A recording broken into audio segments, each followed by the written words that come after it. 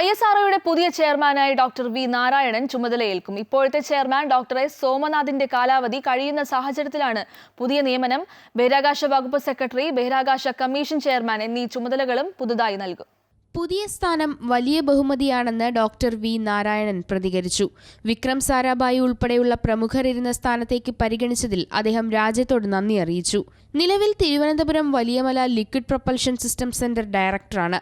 1984 ഇസ്രോയുടെ ഭാഗമായ അദ്ദേഹം 2018 LPSCയുടെ ചെയർമാനാകുന്നത്.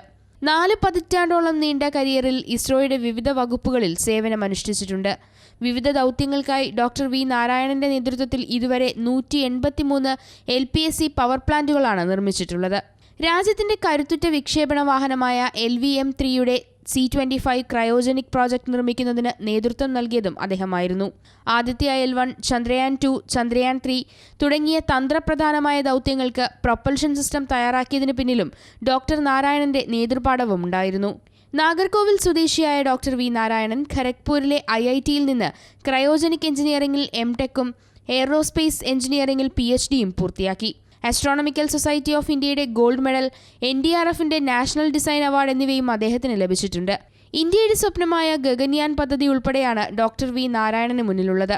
Doctor S Somnath സ്ഥാനമൊഴിയുന്ന ജനുവരി 14 പുതിയ ചെയർമാൻ ചുമതലയേൽക്കും. വെള്ളിയാഴ്ച നടക്കുന്ന സ്പേഡെക്സ് ഡോക്കിംഗ് പരീക്ഷണമായിരിക്കും സോമനാഥിന്റെ അവസാന ഔദ്യോഗിക പരിപാടി. News desk, Amrita TV.